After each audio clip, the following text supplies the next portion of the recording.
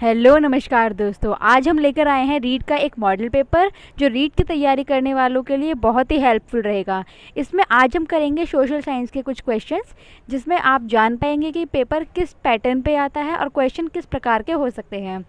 Questions बहुत ही अच्छे हैं। अगर आप इन क्वेश्चंस को करेंगे तो हो सकता है बाय चांस इन्हीं क्वेश्चंस में से कोई क्वेश्चन हमारे रीट में भी आ जाए। तो चलिए शुरू करते हैं। लेकिन इससे पहले अगर आप हमारे यूट्यूब चैनल पर नए हैं तो आप प्रीवियस वीडियो से क्लास 6, 7 और 8 की आरबीएससी हमारा राजस्थान बुक को पढ़ सकते हैं, कवर कर सकते हैं। उससे भी कई सारे क्वेश्चन बन सकते हैं। तो चलिए शुरू करते हैं।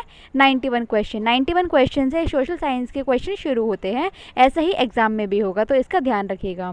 क्वेश्चन 1 है, सिंधु घाटी स्थल कालीबंगन किस प्रदेश में स्थित है? तो इसके ऑप्शंस आपके सामने हैं। इसका आंसर करने की कोशिश कीजिएगा। इसका सही आंसर है राजस्थान। सिंधु घाटी स्थल कालीबंगा जो है ये राजस्थान में है और सिंधु घाटी सभ्यता सबसे प्राचीन सभ्यताओं में से एक है। अगला क्वेश्चन है, प्रसिद्ध 10 राजाओं का युद्ध, दशराज युद्ध किस नदी के तट पर लड़ा गया था? तो इसे 10 राजा युद्ध भी कहते हैं। जो पूछा गया है कि किस नदी के किनारे लड़ा गया था। तो ऑप्शंस आपके सामने हैं। ऑप्शन 1 है गंगा नदी, ब्रह्मपुत्र नदी, कावेरी नदी या परूषणी नदी। जी हाँ, इसका सही आंसर है परूषणी नदी। इसको रावी नदी भी बोलते हैं। और आप भी कमेंट करके बताइएगा कि 10 राजा युद्ध का वर्णन किस वेद में किया गया है। अगला प्रश्न है, हरियाणा प्रांत में चित्रित दूसर मृदभांड यानी कि PGW पेंटेड ग्रेवियर स्थल किस स्थान पर हाल ही में किए गए उत्खनन में सामने आए हैं? ऑप्शंस हैं आलमगीरपुर, भगवानपुर, हस्तिनापुर या कुरुक्षेत्र। जी हाँ, इसका सही आंसर है भगवानपुर। यहाँ पे PGW के जो हरियाणा प्रांत में चित्रित दूसर मृदभांड है प्रकाश में आए हैं, उत्खनन किया गया था, वहाँ से पेंटेड ग्रेवियर मिले हैं। तो जो हमारी दूसर मृदभांड होते हैं या मृदभांड होते हैं हमारी प्राचीन सभ्यताओं को बताने में, जानने में एक महत्वपूर्ण स्रोत होते हैं। अगला प्रश्न है 94 नंबर का, आप देख रहे हैं। आर्यों का आर्कटिक होम सिद्धांत का पक्ष किसने लिया है? तो आर्य लोग आर्कटिक से आए थे, ऐसा कहने वाले कौन है, ये आपको इस क्वेश्चन में बताना है। ऑप्शन ए है पारजिटर, AC दास या BG तिलक, ये है बाल गंगाधर तिलक और डी है जैकोबी। ऑप्शंस आपके सामने हैं। और जी हाँ, इसका सही आंसर है BG तिलक। इनको हम बाल गंगाधर तिलक जी के नाम से जानते हैं और इन्होंने ही आर्यों के आर्कटिक होम सिद्धांत का पक्ष लिया है। इन्होंने माना है कि आर्य लोग जो थे वो आर्कटिक से आए थे। अगला प्रश्न है 94 नंबर का, बौद्ध ग्रंथ पिटक की रचना निम्न में से किस भाषा में की गई है? तो ये बहुत ही इंपॉर्टेंट क्वेश्चन है। सीटेट अगर आपने दिया है तो उसमें भी क्वेश्चन ये पूछा गया था। ऑप्शन है संस्कृत, अर्धमागधी, पाली या प्राकृत। तो हमें इस क्वेश्चन का आंसर मिला सी। जी हाँ, पाली। बौद्ध ग्रंथ जो है त्रिपिटक के नाम से जाने जाते हैं। सुत्त पिटक, विनय पिटक और अभिधम पिटक, ये 3 पिटक हैं। इनकी रचना है पाली भाषा में, तो ये हमें याद रखना है। अगला प्रश्न है, किस संगम युगीन राज्य के संरक्षण में 3 संगमों का आयोजन किया गया था? तो संगम युगीन राज्य मतलब कि दक्षिण भारत से क्वेश्चन पूछा गया है। तो इस क्वेश्चन से हमें ये जानना है कि हमें दक्षिण भारत के इतिहास को भी पढ़ना ज़रूरी है, उससे भी क्वेश्चन पूछे जाते हैं। और अगर आपने प्रीवियस ईयर के क्वेश्चन देखे हैं तो उसमें क्वेश्चन पूछे गए हैं। तो जी हाँ, इसका सही आंसर हो सकता है चेर, चोल, पांड्या या पल्लव, ये आपको बताना है। तो जी हाँ, आप बिल्कुल सही बता रहे हैं। इसका आंसर है सी, पांड्य। तो संगम युगीन राज्य के संरक्षण में तीनों संगमों का आयोजन पांड्य राजाओं ने किया था। ये बहुत ही शक्तिशाली, पराक्रमी और ही आर्थिक रूप से बहुत ही सुदृढ़ राजा थे। तो ये संगम युगीन का क्वेश्चन हमारा पांड्य ऑप्शन पे जाता है। 97 क्वेश्चन है हर्ष और पुलकेशियन द्वितीय, बहुत ही इंपॉर्टेंट है दोनों। इनके बारे में आपको ज़रूर देखना है पेपर में जाने से पहले। इन दोनों के बीच संघर्ष हुआ था, इसकी जानकारी हमें कहाँ से मिलती है ये आपको बताना है। इसका आंसर हो सकता है ऐहोल अभिलेख, बंसखेड़ा लेख, हाथी गुफा अभिलेख या हैंसांग का वर्णन। हैंसांग इंपॉर्टेंट है, इससे कई बार क्वेश्चन पूछा गया है। चीनी यात्री था जिसने भारतीय संस्कृति को जानने के लिए यहाँ बौद्ध धर्म के अध्ययन के लिए यहाँ बौद्ध यूनिवर्सिटी में एडमिशन भी लिया था और हमारे धर्मों का अध्ययन भी किया था। तो इसका आंसर है ऑप्शन ए अभिलेख। ऐहोल अभिलेख जो है ये हमें बताता है कि हर्ष जो बहुत ही महान शक्तिशाली राजा थे भारत के हुए हैं, और पुलकेशिन थे जो दक्षिण का राजा था, इन दोनों के बीच संघर्ष हुआ था। तो इसकी जानकारी हमें देता है ऐहोल अभिलेख। इसका आंसर ऑप्शन ए बिल्कुल सही है। चलते हैं अगले प्रश्न की तरफ। क्वेश्चन है, दिल्ली सल्तनत की दरबारी भाषा थी। ये क्वेश्चन बहुत ही इंपॉर्टेंट है, भाषाओं से क्वेश्चन पूछा जाता है, मुगल काल से क्वेश्चन आ गया है।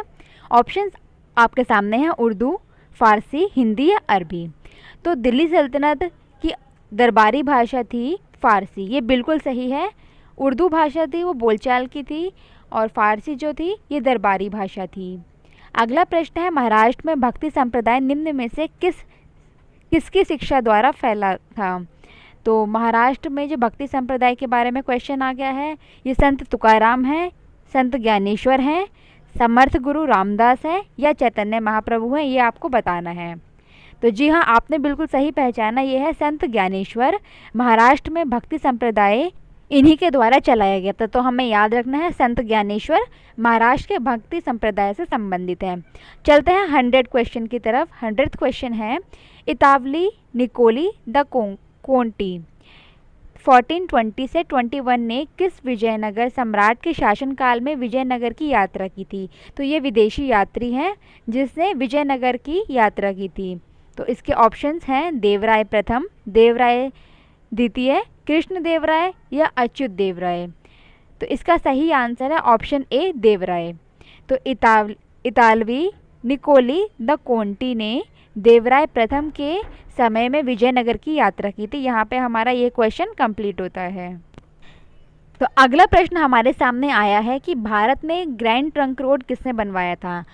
इसको हम जीटी रोड के नाम से जानते हैं। तो ऑप्शंस आपके सामने हैं, अशोका द ग्रेट ने, शेरशाह सूरी ने, अकबर ने या हुमायूं ने।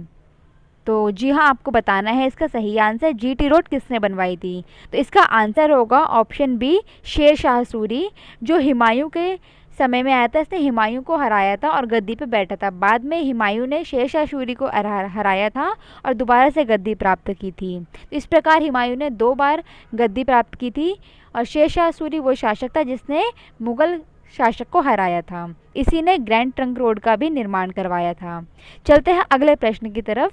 सातवाहनों ने पहले स्थानीय अधिकारी के रूप में काम किया था। तो सातवाहनों ने पहले स्थानीय अधिकारी के रूप में काम किया नंदों के अधीन, मौर्यों के अधीन, चोलों के अधीन या चेरों के अधीन, ये आपको बताना है। तो सातवाहन किन के अधीन काम करते थे। तो जी हाँ, इसका सही आंसर है मौर्यों के अधीन। तो सातवाहन लोग जो थे ये पहले मौर्य शासक के अधीन काम करते थे, बाद में इन्होंने अपना स्वतंत्र राज्य स्थापित किया था। अगला प्रश्न है, आर्थिक अपक्षय सिद्धांत के प्रवर्तक कौन है। आर्थिक मत का मतलब होता है पैसों से संबंधित। तो ऑप्शंस आपके सामने हैं। ऑप्शंस हैं, बाल गंगाधर तिलक, जिनके बारे में हमने पिछले क्वेश्चन में भी डिस्कस किया था। जो पहले क्वेश्चन थे उनमें हमने ये देखा था कि आर्यों के आर्किटिक होम सिद्धांत का पक्ष लिया है बाल गंगाधर तिलक ने। ऑप्शन बी है आरसी दत्त, दादा भाई नौरोजी या गोपाल कृष्ण गोखले। तो ऑप्शंस आपके सामने हैं, आपको बताना है कि आर्थिक अपक्षय सिद्धांत के प्रवर्तक कौन थे। तो जी हाँ, इसका सही आंसर है ऑप्शन सी, दादा भाई नौरोजी। इन्होंने आर्थिक अपक्षय का सिद्धांत दिया था। अगला प्रश्न है, सरकार का कंपनी से सम्राट को अंतरण लॉर्ड कैनिंग द्वारा 1 नवंबर 1898 को घोषित किया गया था। तो कहाँ से घोषित किया गया था ये आपको बताना है, कलकत्ता में, दिल्ली में, पटना में या इलाहाबाद में। इंपॉर्टेंट क्वेश्चन है, लॉर्ड कैनिंग से क्वेश्चन आया है, तो यहाँ पे हमें बताना है। इसका सही आंसर है ऑप्शन डी, इलाहाबाद में। तो सरकार का कंपनी से सम्राट को अंतरण लॉर्ड कैनिंग द्वारा 1 नवंबर 1858 को इलाहाबाद में घोषित किया गया था।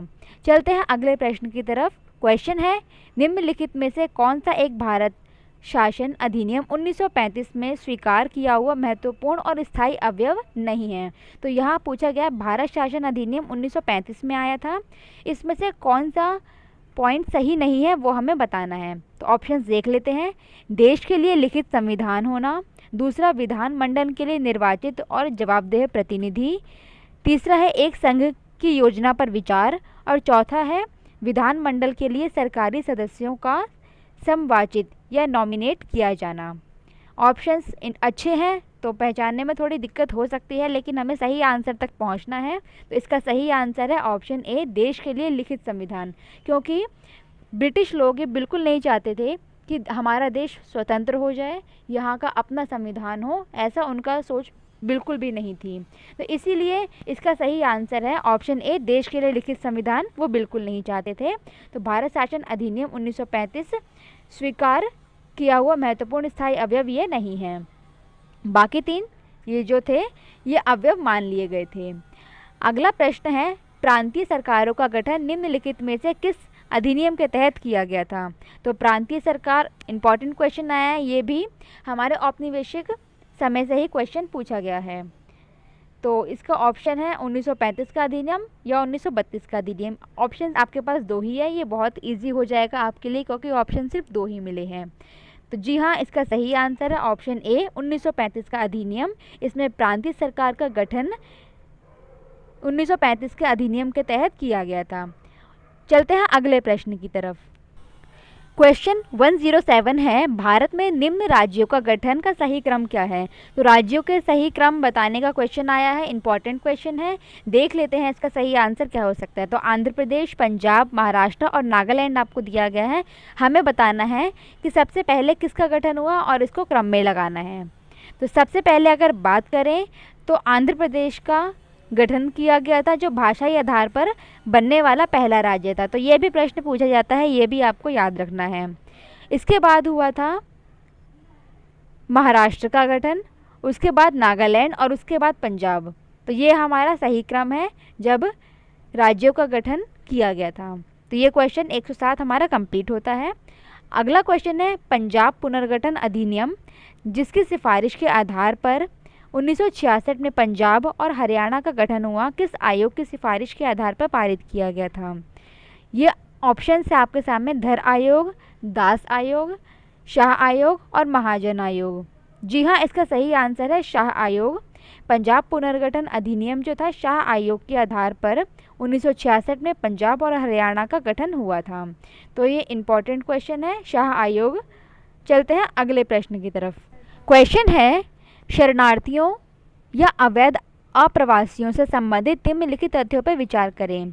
तो क्वेश्चन को पहले अच्छे से समझना ज़रूरी है। शरणार्थी मतलब जो यहाँ शरण लेने आए, और अवैध अप्रवासी जो ऐसे प्रवासी जो अवैध हैं, उनके लिए कुछ तथ्य दिए गए हैं। तो तथ्य देख लेते हैं। पहला है, युद्ध, उत्पीड़न, अकाल या अन्य कारण से ऐसे लोग विस्थापित होते हैं।